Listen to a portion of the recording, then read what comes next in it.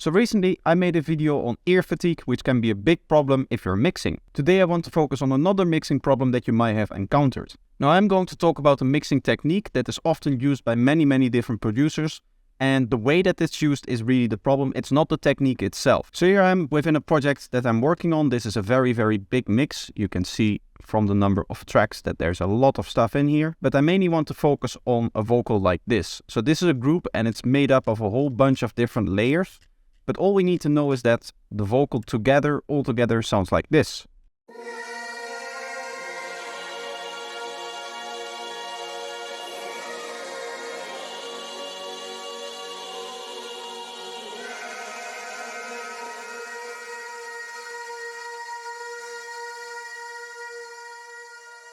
Now before we get back into it, if you enjoyed that example and you want to see where this track is going, it's going to be released very soon, so make sure that you're subscribed. Also, if you want to support my channel, you can check out the masterclass in the link down below, as well as the products that I sell on Gumroad. Now this vocal is sounding a little bit harsh, so that's something that I would like to fix, and what usually most people will do is they'll go in here and they'll add some kind of EQ at the end of their chain, and they'll try to fix all of the little bit of harshness or resonances. So what that would mean is that within their EQ, what they'll do is they will create some kind of band and they will sweep through it to listen through the resonances.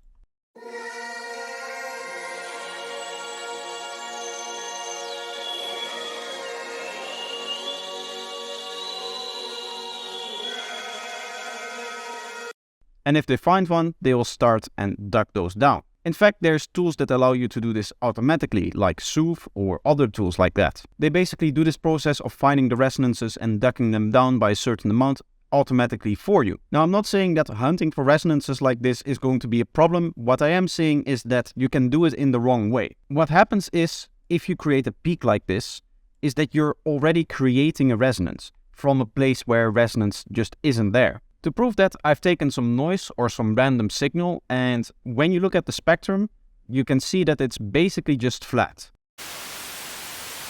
In this case, it has a little bit of a slope upwards, but that's just because of the way that the analyzer is set up. You can see if I change this slope parameter here, that it will change the actual slope of the white noise spectrum that shows.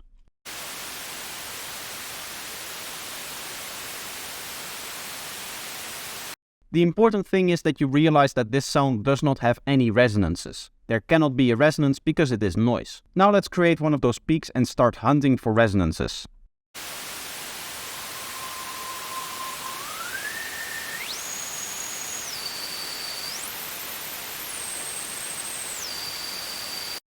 You can see wherever I put this EQ in the spectrum, a resonance spike will appear. So by hunting for resonances like this, you're essentially creating the problem that you're trying to fix. What most people don't realize is when you're hunting for resonances, you should already know what you're looking for when you start the hunt. So for example, if we take the same white noise with the resonance still in there and we listen to it, we can clearly hear that resonance. This is the problem spike that we're trying to address. If we've made that observation, if we heard there is a resonance, I need to fix that, then we can go in with an EQ and we can actually start to fix it.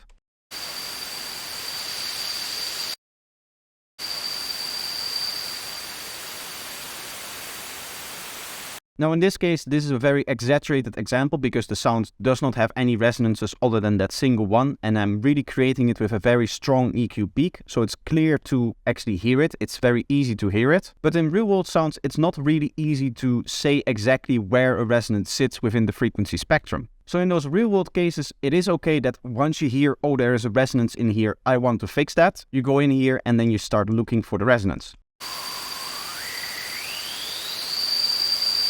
And then when you find it, when you hear suddenly an increase in volume, when this spike matches the actual resonance that you're trying to find, then you can go in here and actually dip down the gain to compensate for that resonance. What you should not do is just pull up an EQ and assume that there's resonance in there, because once you start actually looking for the resonances with one of those very strong spikes like a lot of people do, you're going to create those resonances as well, because that's what an EQ spike is. It's a resonant spike. So maybe if you've been doing that, hopefully I can prevent you from actually removing resonances that aren't there and actually destroying your sound. It can have a negative consequence because at the end of the day, a sound is characterized by the frequency spectrum that it has. And if you start to mangle with that, if you start to change the tone, especially with very narrow Q factor EQ bands, like for example the vocal that we saw earlier, and you can take away its kind of natural character. So looking back at this vocal in the mix, I don't think I'll be doing any resonance hunting on this particular vocal,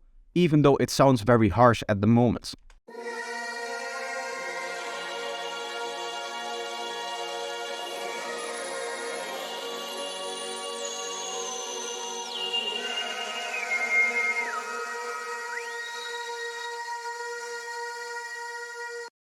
You can hear from the example where I was just kind of sweeping through it that the harshness does not come from the resonances. It comes from all of the combinations, all of the things together.